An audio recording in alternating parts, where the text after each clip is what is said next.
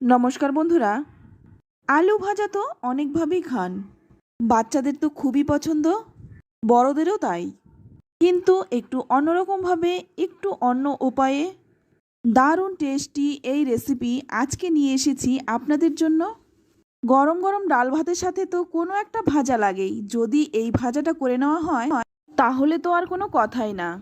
চলুন তাহলে দেখে নেওয়া যাক। প্রথমে এখানে আমি 500 গ্রাম আলু নিয়ে নিলাম। এবার আলুগুলোকে কেটে নিয়েছি। তো দেখুন আলুগুলো কিন্তু ঝিরিঝিরি করে কাটিনি, ছোট ছোট টুকরো করে আলুগুলো কেটে নিয়েছি। এবার কড়াই গরম করে নিয়ে এর মধ্যে দিয়ে দিচ্ছি 2 চামচ সর্ষের তেল। তেলটা গরম হয়ে গেলেই ফোড়নে দিয়ে দিচ্ছি সামান্য একটু 5 ফোড়ন আর দিয়ে দিচ্ছি শুকনো লঙ্কা। ফোড়নটাকে কয়েক সেকেন্ড ভেজে নিয়ে এবার এর মধ্যে দিয়ে দিচ্ছি কেটে রাখা আলুগুলো। প্রথমে আলুটা আমি 2 মিনিট ভেজে নিচ্ছি।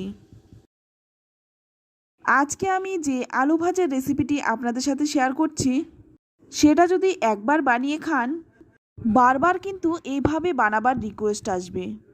একবার বানিয়ে দেখুন, বাচ্চারা তো ভীষণই পছন্দ করবে। একটু ভেজে নিয়ে এবার এর মধ্যে দিয়ে দিচ্ছি স্বাদ মতো লবণ আর দিয়ে দিচ্ছি সামান্য একটু হলুদ গুঁড়ো। এখানে কিন্তু কোনো রকম জলের ব্যবহার হবে না। এইভাবে কিন্তু নেড়েচেড়ে ভাজতে ভাজতে আলুগুলো সেদ্ধ হয়ে যাবে। তো দেখুন নুন হলুদ দিয়ে আলুটাকে খুব ভালো করে নেড়েচেড়ে ভেজে নিচ্ছি।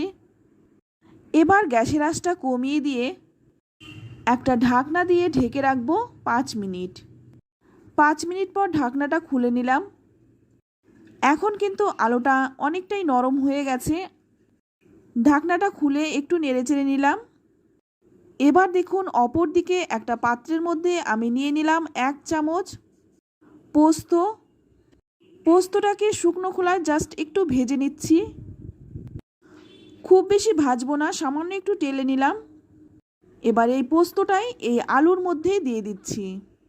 আমি এখানে পোস্ত দিয়েছি, পোস্তর পরিবর্তে আপনারা কিন্তু এখানে সাদা তিলও দিতে পারেন। একটু ভালো করে মিশিয়ে নিচ্ছি। এবার ওই প্যানের মধ্যেই দিয়ে দিচ্ছি বেশ কয়েকটা চিনেবাদাম।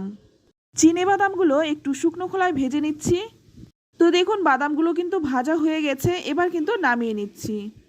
বাদাম ভেজে তুলে নিলাম। এবার এটা একটু ঠান্ডা করে নেব। ঠান্ডা হলে কিন্তু খোসাগুলো খুব তাড়াতাড়ি উঠে যাবে। তারপর এটা একটু গুঁড়ো করে নেব। তো খোসাটা ছাড়িয়ে নিলাম।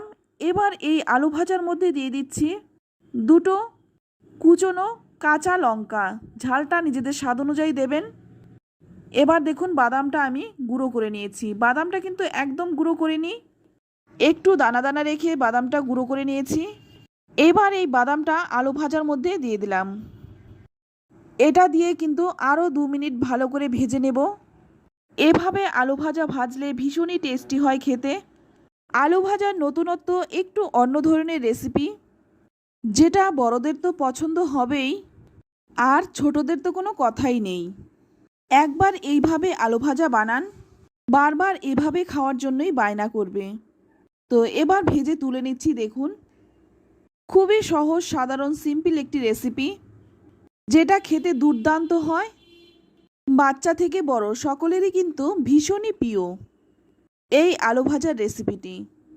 একবার এইভাবে বানিয়ে খান, তারপর কমেন্টে আপনাদের মূল্যবান মতামত জানাবেন।